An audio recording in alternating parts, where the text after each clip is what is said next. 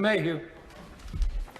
Thank you very much, Mr. Deputy Speaker. We're no strangers to hyperbole in this chamber, but I think this debate has surprised even us in our ability to exaggerate the importance of this bill, because to hear the members opposite, you would think that the government has made a bold announcement to reject its own policies on climate change, that it's denying the science, that it's minimising the impact of climate change, and that we're no longer committed to decarbonising by 2050, none of which is even remotely true.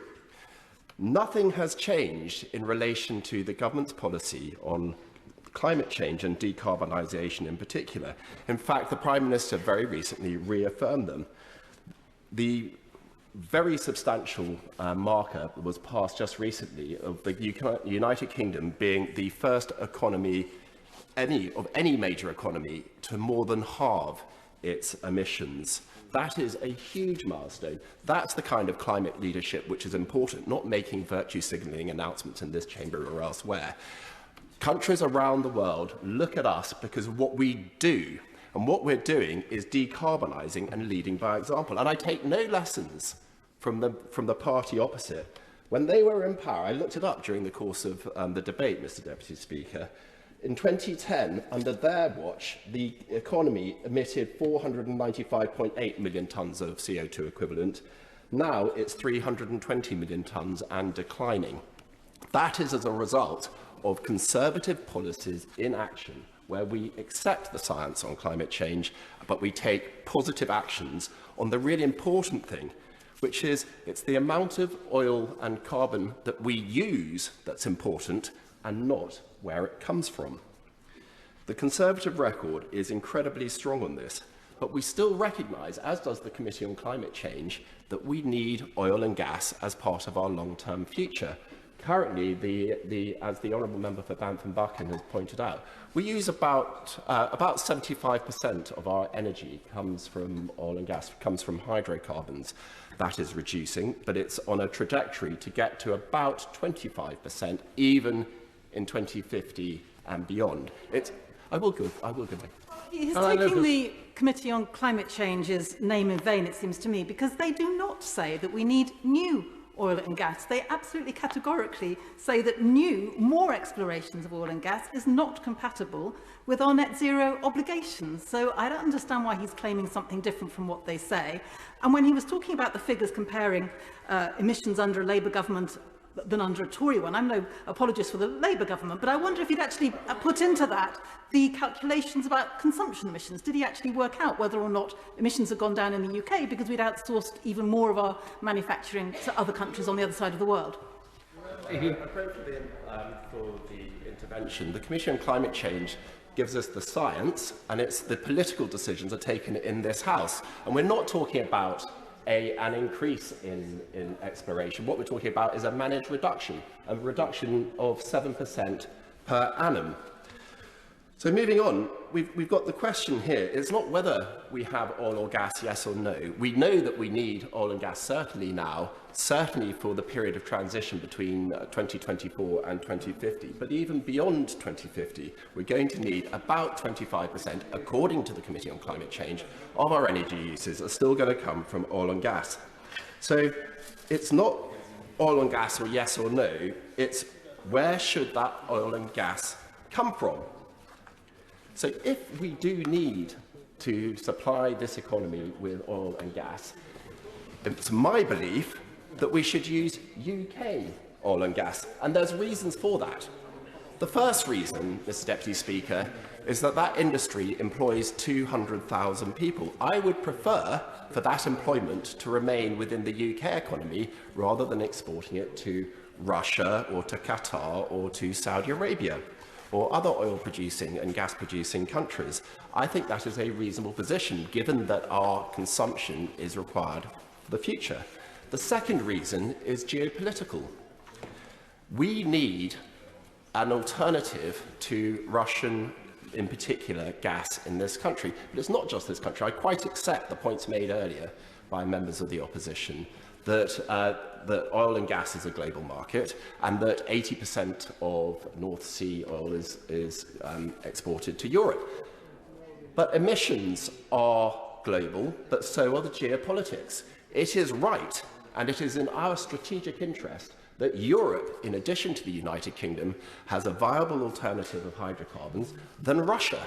We have seen in the last 2 years the awful consequences of an over-reliance on Russian supply of hydrocarbons, both for Europe, in fact, in more of a case for Europe and in particular Germany than for the United Kingdom.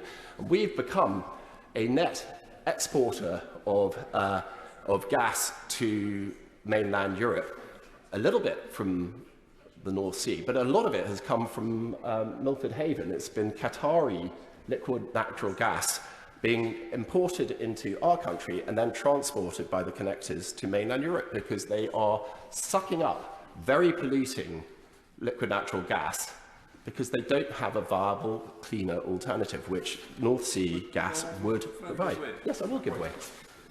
I haven't heard it today, but it has been pointed out to me that the gas produced in Qatar is produced at a broadly equivalent carbon footprint to ours. But it's the compression into liquid, the transportation, and then the deliquification when it gets into this country that actually quadruples that carbon footprint. My honourable friend has it right, and the members opposite have no answer to this. They know that through green misguided policies in Germany in particular, they've taken the extraordinary decision to decommission their low-carbon nuclear industry and replace it with coal-fired power station. You could hardly make it up. But then they are massively increasing their reliance on imported liquid natural gas, which is much more polluting than a cleaner and more local alternative and a geopolitically more stable alternative, which would be North Sea gas and oil. Now, the third reason, Mr. Deputy Speaker, why I would prefer that we use UK oil and gas is that it pays UK tax. Now, I'm not ashamed to say that I welcome that. I welcome, if we're going to have extraction of hydrocarbons that's going to pay tax, I would prefer that tax to be paid within the United Kingdom economy than in some other country. But just between 2023 last year and 2028, it's estimated that those tax receipts will amount to £30 billion. £30 billion. We know how much trouble the members opposite are in trying to explain where they're going to get their £28 billion of borrowing each year, how it's going to raise interest rates and increase debt and increase inflation. That will be more than doubled if they got their way and they refused, and they worked down, I will in a minute, and they through their policies, destroyed the North Sea oil and gas sector. So I will give way. He's mentioning what the government is spending or not spending or tax and so on and so forth. Can you just mention how much the government actually spends in subsidies for the oil and gas industry? Just a number for it. There was a number mentioned earlier. I didn't actually catch it in the course of this debate, but I'm sure the honourable lady may have that in mind. But it's quite right that we support industries in this country because they create employment, they generate economic activity, and they in turn pay taxes. I'm not ashamed of that. I think that's a good thing. And the final reason, Mr. Deputy Speaker, why I want to have oil and gas extraction in this country, if we're going to use it, is because of the balance of payments. Now, that used to be a very fashionable economic argument back in the day. When I was a teenager, we used to have announcements on the news about the balance of payments month by month. What has happened to that? Because the balance of payments are every bit as important economically today as they were back in the 1980s. And we run a current account deficit in this country, about £150 billion. That is a huge number, and it would be exacerbated if we choose, and it would be a political choice, not to generate and then export a product from this economy into a third economy, but choose to import one instead, exacerbating the balance of payments deficit twice over. So for those four reasons, I am wholly in favour of the ambitions behind this short bill. Climate change will be solved by the reduction of demand for hydrocarbons, not by the reduction of supply. And we're going to solve the demand problem by providing cheap alternatives, and the government is doing it. Those members who contributed were quite right to highlight that. We need renewables. Yes, I will give way. I absolutely agree with the point the right honourable member is making about reducing demand. And that is, I think, the great travesty, is that we're still seeing houses built today, and he'll see it, I'm sure, across his constituency, where the insulation is like that wide, that deep. That's ridiculous, isn't it? I couldn't agree more. I absolutely could not agree more. The building regs come in 2025, which require a very significantly increased low carbon footprint for modern buildings, called better housing, I think.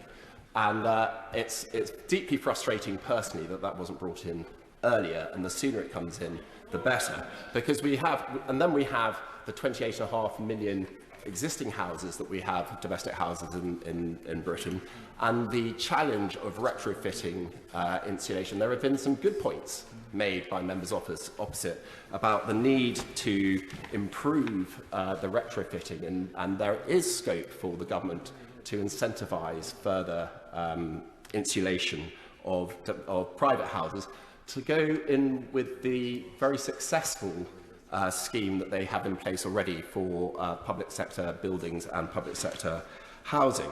So we've also got to increase our wind power. We've got an ambition target of 50 gigawatts by 2030. That is extremely ambitious. The current rate is about 17 gigawatts of wind, renewable wind power generation capacity at the moment. And increase solar, and yes, increase nuclear, including small modular reactors. And we need better technology with carbon capture, usage and storage. We need to accelerate our use of electric vehicles or hydrogen vehicles, or frankly any other kind of technology which solves the problem. And we need to incentivize the market and to step into this area. And we also need, whilst taking a step back looking at buildings, there's not just the operating costs of carbon costs of the existing infrastructure, which we are focusing on both in commercial buildings but also in the residential sector. But there's the embodied carbon in our construction processes, hence my private members bill relating to the measurement of embodied carbon in large buildings and large developments. Because if we don't, about 50% of the carbon associated with building is actually in its construction, not in its operation. So there's all these moving areas where the government is either ahead of the game or moving in the right direction. These are going to be successful, and already have been, in reducing demand for hydrocarbons. And I just do not understand, Mr. Deputy Speaker, why it is that Labour appears to be putting virtue signalling before the economic impact and 200,000 jobs locally. I do not understand that. This is an eminently sensible bill, and I'll be supporting it.